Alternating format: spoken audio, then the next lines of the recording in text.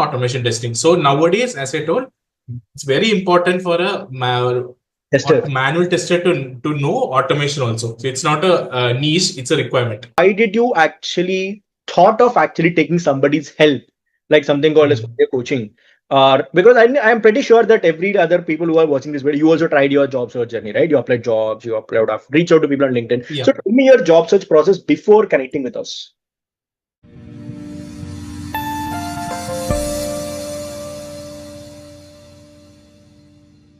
Hi guys, again welcome to one more podcast in our Grow with Gireesh podcast series, where we interview different working professionals from different domains on how exactly they have got a significant hike or transition and grown in their careers. So today we have one more success story in front of us, and we have Mr. Shiva from Kerala, who has a 5 years of experience as a validation engineer at UST and currently got placed at Next Times World, where currently is working as a software tester and with a 20% hike even in this tough job market. So in this podcast, we will share some insights on how exactly Shiva is able to go through all the challenges and how he's able to overcome the tough job market and still be able to land a job opportunity here, right? So without wasting much due, let's invite Shiva to the podcast and we'll take it from here. Hi Shiva. Hi Gireesh, how are you? Hi, I'm doing great, Shiva. First of all, thank you so much for doing this. Okay, so I just want you to be raw and real in this podcast. Share the real-time feedback from the ground reality which you have faced in the last couple of months, so that other people can also get insights, right? So the basic common question, please introduce yourself, what do you do, and then we'll take it forward from there. Sure. So my name is Shiva. So I am from Kerala.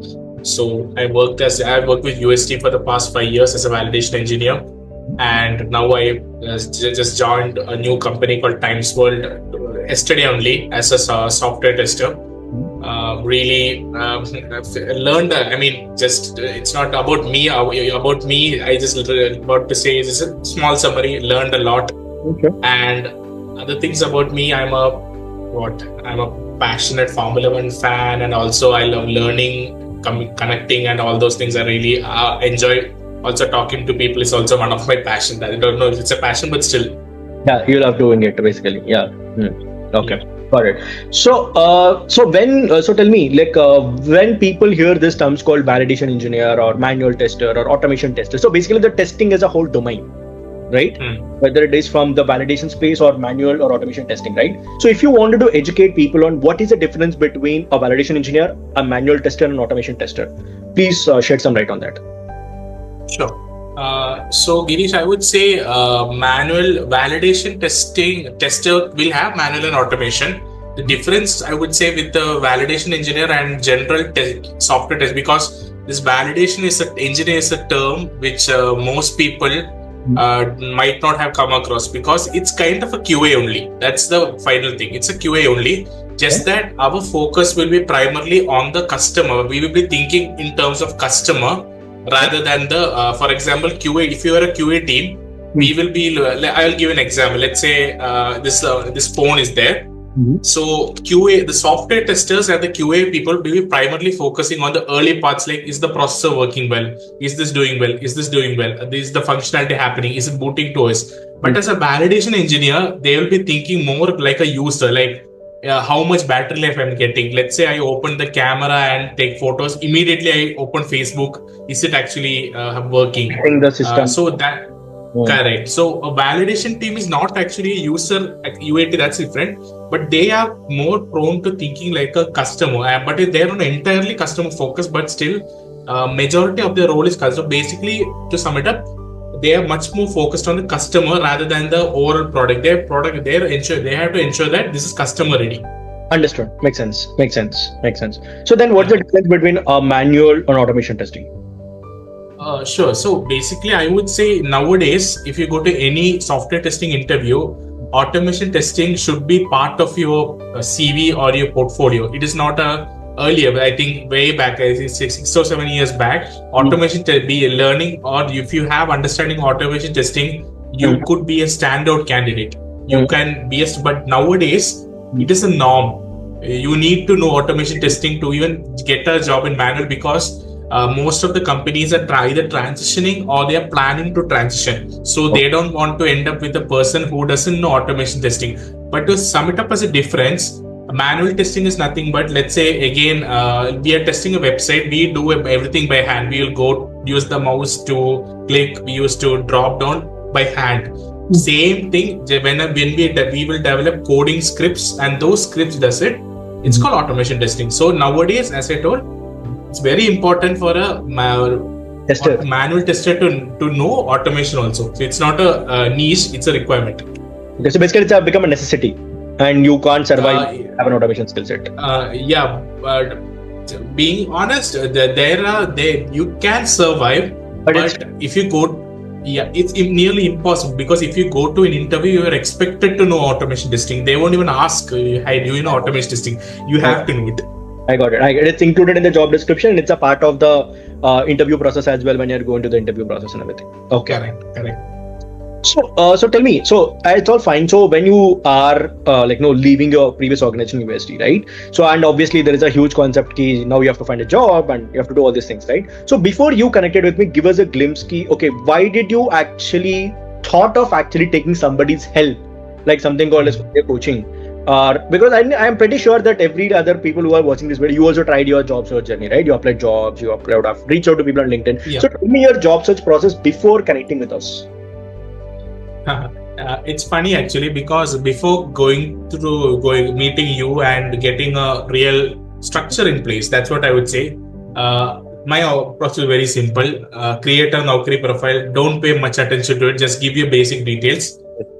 You won't be optimizing it. You won't be adding key. You will be like, you will copy the next guy's keyword, and that will be your keyword for the rest of your foreseeable future. LinkedIn used to be a pastime. We used to treat it as a poor man's Facebook, because we just scrolled it, but we didn't care. We were like, this Satya Nadella is posting. Yeah, Satya Nadella. That's it. We didn't want to send it. We basically, I think before I joined you, my LinkedIn was basically a Facebook only, because it's filled with people I know. But that's not the point of LinkedIn. So coming back to my job search, it is primarily no structure. Basically, I used to randomly apply jobs.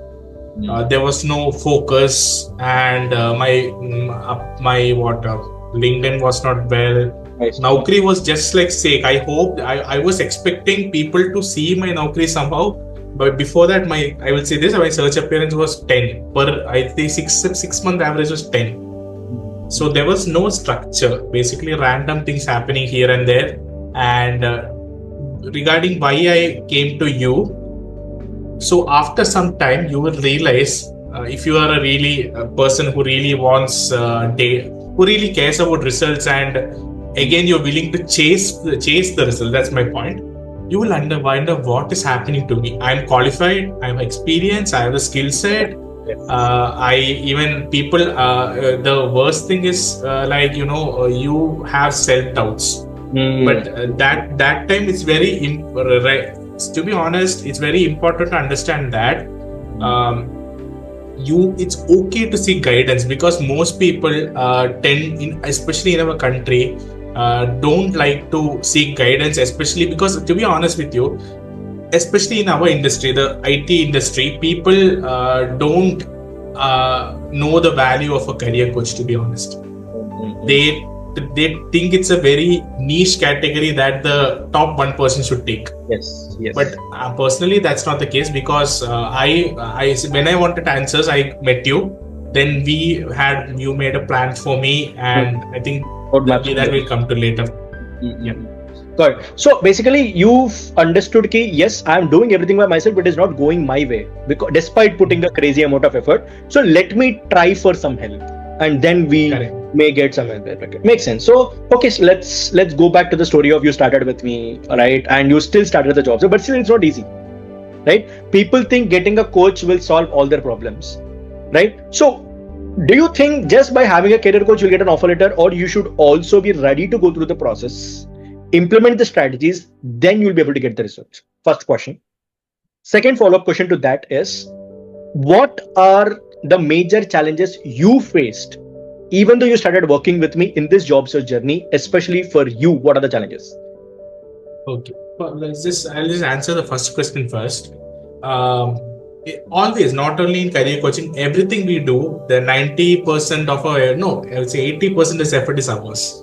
You will give us guide. For example, when I met you, you formulated a plan. You told let's do this, let's do that. This is why. You also gave data points, like this is why it works. You are not randomly telling Shiva, let's do this. Let's do this because this will work because of this. Yes. So let's say I'm going to talk to a person who is going to join you. That's how I'm going to approach this. Okay. You will only give a framework. What the hard work, I would say the donkey work. That is the applications, the editing of the resume, the preparation of the interview, the technical aspects. Most of it we have to do it ourselves, because let's say you would call me and every week and say, Shiva, let's do it, but I'm not doing it. What's the point? So we should never rely on, I mean, no one should ever rely 100% on you. There should be reliance for guidance. The execution and the end product should be ours. Yeah, I think beautifully put, Shiva, because a lot of people think having a career coach or anybody coach, for example, means you will get the result. But the point is, whether it's a fitness coach or a career coach or financial coach will give you a roadmap and guidance so that you don't do multiple mistakes. But what you said, whether the word you said is donkey hard work or the hard work you have to keep, that's always from your side, right? And people, when they ever see the success stories of 150%, 200% hike, they only see the hike. They also forget that they have to apply 200 jobs, right? So now let's come to the numbers, because I always wanted to talk about numbers. So tell me, in the last couple of months, how many number of jobs you have applied, number of interviews given, number of rejection faced, and also number of companies you went at the last moment and still dropped down. Give me the numbers. Yeah. So I would say close to, I would say around 120 plus jobs I've applied. Good number. In the 120 interview close. Specifically targeted jobs. I think you did a very good. Yeah. Specifically targeted. But I would say 10 of that were random shoots. That is, we'll keep majority were specifically targeted. There's a reason for that we do it, because that will is a part of your strategy also. You will, anyone who's watching this, please understand it's part of your strategy, specifically applying. Next, regarding the number of interviews, I had around close to 10 to 12. And I mean, coming to the most important part, one offer letter I already cracked. That's where I am now today's situation. There was one organization, which I don't want to name, told me I'd get offer letter. I mean, really told me. I was like, I stopped applying. I stopped doing everything. I was talking with my parents. We were hyping up. Then the day, let's say today is Tuesday. I was supposed to get it today. Today also, around 6 o'clock, they informed me that you are not going to get the offer letter because due to certain reasons, specific reasons, not for my fault. Everything was clear from my end. Due to fault, not also their fault, due to some uncontrollable circumstances, we can't release it. I mean, I didn't know what to do because I wanted to cry. I went to I called him Gireesh also, and I went to a very minor phase of depression where I started questioning reality. And also, Gireesh also knows this. I started chasing for answers which I didn't have. That you shouldn't do. Just as advice to all the people watching, don't try to control the things you can't. Just focus on yourself. And also, one more scenario is I cleared 3 interviews. Everything is done, and I got rejected because they got someone better. And also, there was one interview phase where everything was well. I had a positive experience, but they ghosted me. So I just called them. They were like not picking up. I called them with different number, not picking up. I called 3 different people for the comment, not picking up. So I was like, let it be. That's it. Good. So now, major question which I wanted to talk about, because people who are seeing this is a very, very deep story. But one thing which you have to suggest, or what did you learn from this whole experience of getting ghosted or getting rejected at the last moment, where you have done everything and you put a hope on only one offer and didn't build pipeline? So how important is for a candidate to build pipeline consistently rather than depending on one offer? And what did you learn from this? So, based on the question, I would like to answer it in two different aspects. One is an emotional aspect, because that is really critical. First is always have a good support system around you. Mm-hmm. I mean, only to be honest with you, when you are going through a job search phase where you have set targets for yourself, negative noise doesn't help. People will be like, he's not getting a job because he's not capable. People will be like, why is he even searching for another job, still looking, lot of things. So make sure you segregate the good people from the bad people, because to be honest, they're not bad people. They're just trying to speak their mind. They're not bad people in any way. So make sure you have a good support system. And if you are, you're living with your parents, talk to them. To act normal. Don't be in a cocoon where you are. And when regard now, that is the emotional aspect. Now coming to the practical aspects, a couple of things is that rejections is part of the process. Unfortunately, see, the mistakes I made, I think 2 times. I think I made it more than 2 times. Is that let's say I'm attending an interview for company A. I cleared 2 rounds and everything is going positive. I'm now suddenly I'm visiting. I'm going to Google and seeing company office, and I'm wondering where am I going to sit. And I'm seeing the welcome kit of another guy and seeing this is mine 2 weeks later. Celebrating thoda sa earlier before the thing happened. Correct. So another problem with this is that when we get into this mindset, we will stop applying, because we'll be like, what if this 2 recruiters will call us and hey Shiva, there's opening. We'll be like, hey, I am already going to join them, you get out. That should not happen. See, that is my personal experience. Until you join with a company, let's say it is going to happen 5 days later, 4.5.5, you should keep on applying. Not only applying. Let's say there is an interview and you're going to join at 9 o'clock. A US company is scheduled at 3 o'clock in the morning. Go and apply. Go and attend. Good. So when you said that, right, Gireesh, having a good support system is very, very important, right? So, and of course, when you're in the job search journey, most of the people are not encouraging, right? In the friends and the families, right? So how important is to have a community of people who are going to support you? And how did our community of DreamHack Achievers actually help you in that community aspect or the support system aspect? Like the community, our community, especially I'll tell you with respect to DreamHack Achievers. So initial stages, I remember one of my, I knew Python a lot because I was have had hands-on experience for nearly 4 plus years. But for some reason, I was not able to get interviewed. I was able to crack interviews, maybe because of my lack of confidence, lack of my skill set, something was there. So I reached out to one of our members who was actually offering to help with Python sessions. And he gave me a lot of feedback. Hey, you work on this. Then that really helped. That's one way community helps. Second is obviously when you build relations, not only in community in general, you tend to get much more contacts. And that's second.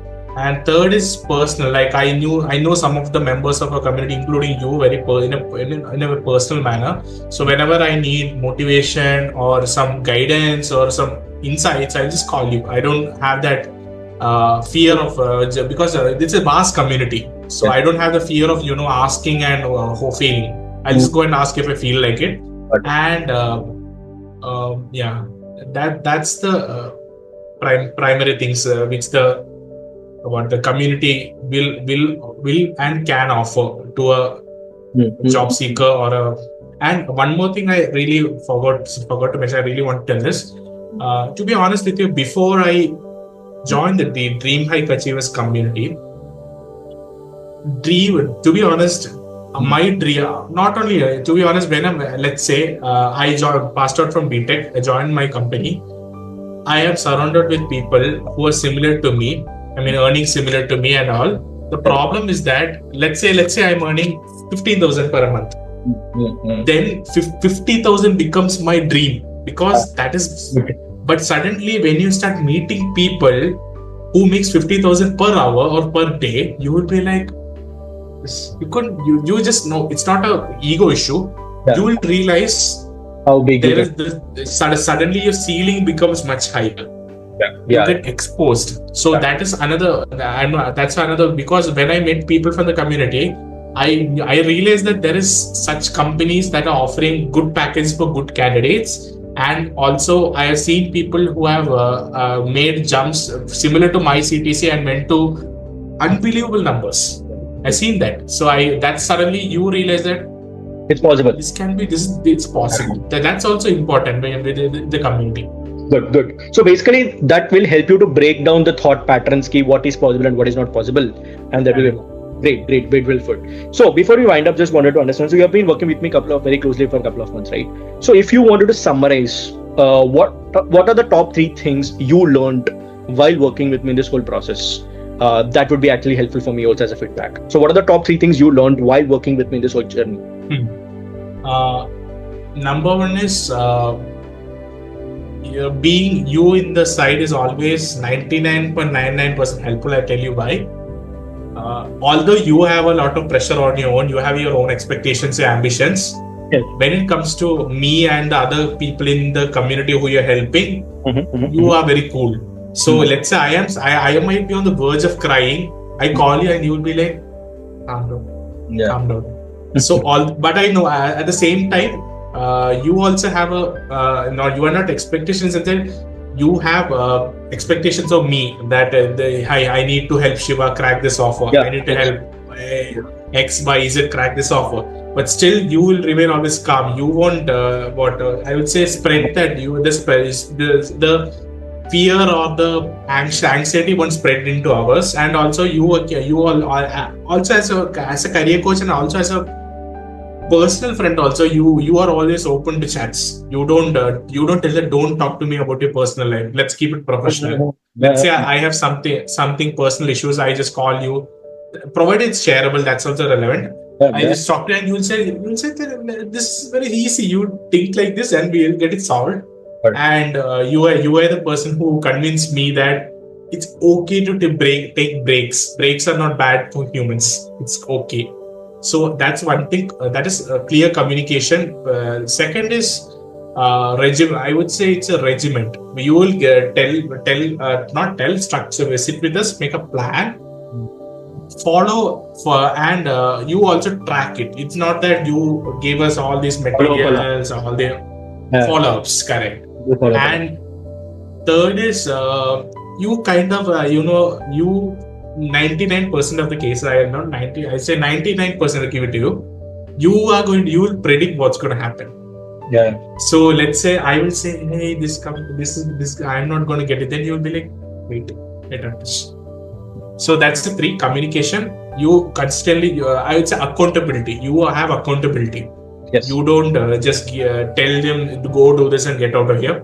Third is hindsight. So whenever we are also giving up on something, you will be like, in the future it will come. In the future, now it will come, and that if it's done properly, provided that me as a candidate or someone as a candidate utilizes correctly, it gives us a unfair advantage. That is, we are always one step ahead of the competition. Yeah, I think beautiful word. Thanks for the kind words also. I think that's what I have also learned after working with a lot of people in the community as well. That's the reason we are able to generate the continuous success stories as well, right? So last, before we wind up, one question, right? So now you understood what are the mistakes you have done, what actually has to improve and everything. So 3 months, 3 years down the line, where exactly Shiva is seeing himself? What's the role? What kind of companies you would love to work with? And what's the target CTCs you have kept for yourself 3 years down the line? Actually, my answer to it will always be different, because I am a person who believes that you chase your work, your CTC will follow. You don't have to chase your CTC. Right. And some people believe that you need to target CTCs to achieve success. I don't believe that. I believe that you need to process. Sometimes, and this not only the process, sometimes it's like, you focus on your work, your strengths, rather than telling Sumesh got a 10 lakh package. This is my target for next year. Don't do it. Focus on yourself, your strength, and more importantly, 3 years down the line. First is I'm going to try to be I'm an active user on LinkedIn, but still see, I will give you a real world example. Okay, just point out why this is important. Yeah. I getting an interview from Nvidia itself is achievement, not a selection. Interview call is achievement. So I didn't have any contacts who were in my LinkedIn before we met, who was working in it. I had a Nvidia guy, but I didn't talk to him, nothing. But after that, I remember I just saw this one post from Nvidia job post. There were I then started connecting with 7 or 8 Nvidia people. I messaged to 8 of them. Only one replied, telling, "Hi bro, I'll give you a reference." And I was like, fine. And then nothing came. I was like, gone. Yeah, Nvidia never. But 1 month later, I think Nvidia called, "Hey Shiva, can you do an interview?" See, that's it. LinkedIn is a very powerful tool. To everyone who's watching, LinkedIn is not just a social media. It is the gateway to much better opportunities. Just make sure you connect with the right people. Don't connect to random people who won't be beneficial to you. Let's say you have a dream company, or let's say Qualcomm. Everyone has a dream company. Start interacting with them, and more importantly, I'm going to give you an example. Let's say you are a student, or you're a fresher, and you are aspiring to become a business analyst. Connect with the business analysts, connect with those people, see what they're posting, see what they're learning. So basically, the people update yourself in your network, in your domain, which are the people who can help you out in the future. Or correct. That would be better. It should not be random. LinkedIn will suggest you random people. Unfortunately, that is one of the I'm not telling don't give them requests, but when you are trying to focus on something, just make sure when you are giving requests, not you search business analyst or certain company, you'll get 100 lot of search results. Just give them. And to be honest with you, let's say you give a 20-50 request to business analyst, ratio will be like 30 will accept, 50-20 will not even touch your proper request. 10 people will be there who is willing to help you. 5 will be there who is going to go the extra mile for you. Got it. That's the ratio. 1% to 10% is only the ratio. Law of average, correct. Good. Yeah, these 5 people really matter. That's my point. Super. So cool. I think your approach is also very different. I think that would also work out on the long term. Fine, Shiva. I am wishing you all the best for your journey, which you have recently started. Thank you. Okay. Keep up the spirit. Keep up the never giving up attitude. I know everybody will go through the ups and downs and everything, but there are very less people who still stick at the last. And as you said, do not compare. Work on your things, and when things comes out right, you will double, triple make out of it, right? Correct. So that's from our side, guys, me and Shiva, and I hope this podcast gave you real-time insights on what exactly is a major. I think Shiva has touched on major important concept of emotional journey of a job search process, and also the logical understanding of a job search process, and also talking about a very good support system, how it helps you to actually get better opportunities, right? So this is going to be an insightful forecast. Make sure you watch this video at the end and share this video with your friends. Like this video, comment your thoughts below on what kind of topics you would love to talk in the next podcast as well, and subscribe to the channel for more information like this. And I'll see you in one more podcast, guys. See you. Wishing you double your salary in the next upcoming job search journeys. Thank you, Shiva, once again. Bye-bye. Thanks, Gireesh.